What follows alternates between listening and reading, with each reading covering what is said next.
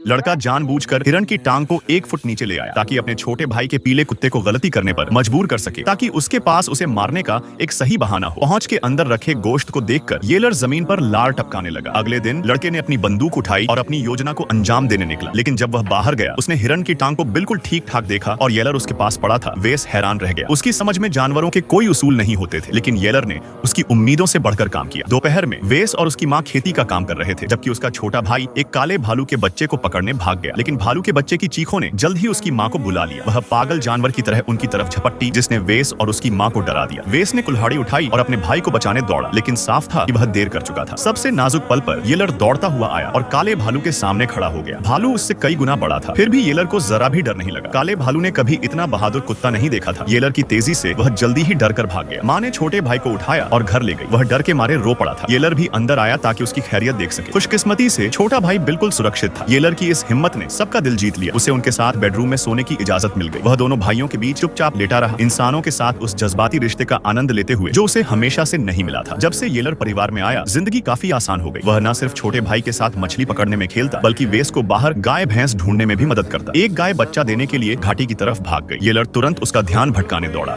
जबकि वेस चुपके से बच्चे के पास पहुंचने लगा, लेकिन गाय ने उसे देख लिया और वेस पर हमला करने को मुड़ गई। वेस जान बचाकर भागा, लेकिन फिसल कर जमीन पर गिर गया। उसी पल येलर गाय तक पहुंच गया और उसे जमीन पर दबा दिया। एक जोर की काट से गाय लड़खड़ाई और फिर से पीछा करने लगी, लेकिन दोबारा जमीन पर गिरा दी गई। येलर ने माँ गाय को पूरी तरह काबू में कर लिया। वेस गर्व भरे चेहरे के साथ उसके पास से गुजरा, बच्चे को उठाया और येलर से माँ गाय को घर ले जाने में मदद मांगी। घर पहुंचने के बाद भी माँ गाय का गुस्सा शांत नहीं हुआ। वह वेस को दूध निकालने नहीं दे रही थी। मजबूरन उसे येलर को बुलाना पड़ा, और जैसे ही गाय ने येलर को देखा वह शांत हो गई। आने वाले दिनों में वेस धीरे धीरे येलर पर ज्यादा निर्भर होने लगा, लेकिन फिर मुसीबत आ पड़ी। शहर में अचानक रेबीज का वायरस फैल गया। कोई भी जानवर इससे संक्रमित हो सकता था, जिसमें लक्षण होते थे मुंह से झाग निकलना, लड़खड़ाते पैर और बिना सोचे समझे लोगों को काटना। जल्द ही उनकी एक माँ गाय को भेड़िए ने काट लिया और उसे रेबीज हो गया। वह बाड़ा तोड़कर लोगों पर हमला करने लगी और वेस ने उसे गोली मार दी। उसके बाद जब भी वे शिकार पर जाते, उन्हें एक्स्ट्रा सावधान रहना पड़ता, खासकर आज जब वेस येलर को लेकर जंगली सुअर का शिकार करने गया। कुछ घाटियों वाले इलाके में उन्हें जंगली सुअर के निशान मिले। येलर ने खुशबू का पीछा किया और झुंड को एक जगह घेर लिया, वेस का इंतजार करते हुए, ताकि वह उन्हें एक एक करके गिरा सके। वेस एक पेड़ के तने पर चढ़ा और उसने एक सुअर देखा। उसने रस्सी फेंकी और एक सुअर को फंसा लिया। जंगली सुअर बेचैनी से जूझने लगा, लेकिन पेड़ का तना बहुत फिसला हुआ था। वेस बदकिस्मती से पेड़ से गिर पड़ा। जंगली सुअर घबरा गए और एक खूंखार सुअर उस पर टूट पड़ा। उसकी पैर को काटकर छोड़ने से इनकार कर दिया। येलर ने एक बार फिर वेस की जान बचाई। वेस तुरंत भागकर छुप गया और अपनी पिंडली पर रुमाल बांधकर खून रोकने लगा, लेकिन येलर काफी देर तक वापस नहीं आया। वेस को कुछ गलत लगा। जब वह वापस देखने गया तो उसने सिर्फ येलर को जमीन पर पड़ा देखा, जो मुश्किल से जिंदा था। उसका पेट जंगली सुअरों ने चीर दिया था।